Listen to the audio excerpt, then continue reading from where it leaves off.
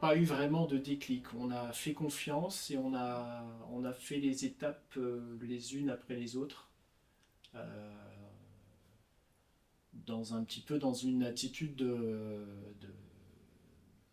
d'abandon à ce qui venait. J'ai reçu un appel d'un diacre du diocèse. Et alors là, pour le coup, c'était la surprise totale. Parce que la première réflexion au début, c'était de se dire, bah, non, bah, moi j'ai pas le temps, c'est pas pour moi. Et puis, assez rapidement, quand même, je me suis dit que c'était un peu compliqué de prier pour des vocations religieuses, et puis de ne pas prendre le temps, un minima, d'y réfléchir quand ça concerne soi. Ben, grosse surprise, effectivement, quand il y a eu l'appel. En fait, très rapidement, on se dit, je suis croyant et on m'interpelle, je vais pas fermer la porte. C'est pas l'attitude, je pense, que Dieu attend de nous. Ça nous permet déjà de pouvoir en discuter, d'échanger ensemble sur les thèmes qu'on aborde, de faire un peu des points sur des choses qu'on n'a pas tout à fait compris ou acquis. Et ça nous permettra, je pense, dans l'avenir, de mieux comprendre aussi leurs absences, leur emploi du temps qui risque d'être un peu plus chargé encore, et de mieux l'accepter et l'accueillir.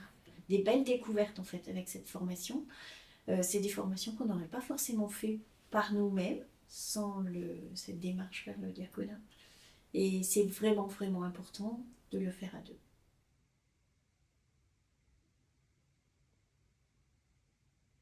Du côté d'Emmanuel, beaucoup de surprises pour son papa, qui respecte complètement la démarche, mais beaucoup, beaucoup de surprises. Voilà, sa maman a été très touchée, et moi de mon côté, mon père a été surpris, mais très vite il a dit « Ah mais oui, mais ça fait complètement sens avec vos engagements ». C'était une surprise sans être une surprise, parce que bon, maintenant ça fait quand même un certain nombre d'années qu'ils connaissent Nicolas et qu'ils nous connaissent, qu'ils connaissent nos engagements, donc ça n'a pas été une surprise totale. En revanche, voilà, ils sont heureux, ils sont contents pour nous. Ça, c'est sur la famille rétrécie. Et sur la famille élargie, qui n'est pas forcément pratiquante, voilà, ils étaient curieux. Qu'est-ce que c'est qu'être diacre? Voilà, ils étaient un peu étonnés et ils avaient envie de découvrir ce que c'était que cette mission. Ma famille proche l'a très bien accueilli. Là non plus, je dirais, sans le dire vraiment, mais ils n'étaient pas trop étonnés vu les engagements qu'on avait déjà pris dans la paroisse, et plutôt des encouragements, voilà, plutôt voilà, content. Là où je m'y attendais moins, c'est certains amis qui m'ont vraiment encouragé, quoi.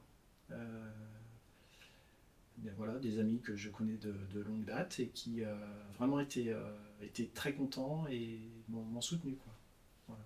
Oui, moi je suis très étonnée de la bienveillance de personnes qui sont éloignées de l'Église quand on leur annonce cette démarche, cet engagement. Et chez certains c'est touchant. Et on sent que quelque part, peut-être ça les bouscule un petit peu, en se disant « Ah !» On se demande si là, on ne touche pas justement à la nature du diaconat, oui. de réveiller, d'éveiller des désirs peut-être spirituels.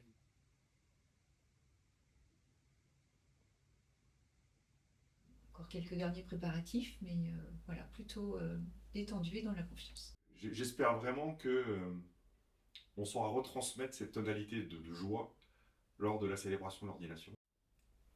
Et une joie qui ne vient pas que de nous, Oui. Voilà. qui vient du Seigneur. Le verset qui m'inspire particulièrement, c'est celui qu'on a mis sur notre faire-part d'ordination, hein, qui est avance au large.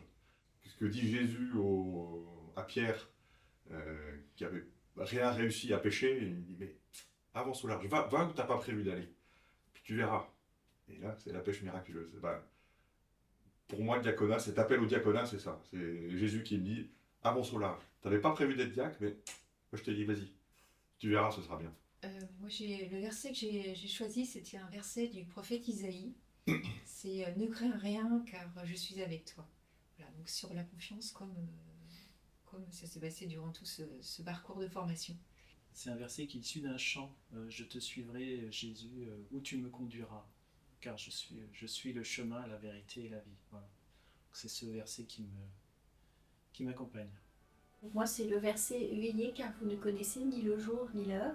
En fait, je le prends non pas comme une veille où je suis assise dans un fauteuil et je ne fais rien, mais plutôt une veille qui me pousse à aller vers les autres.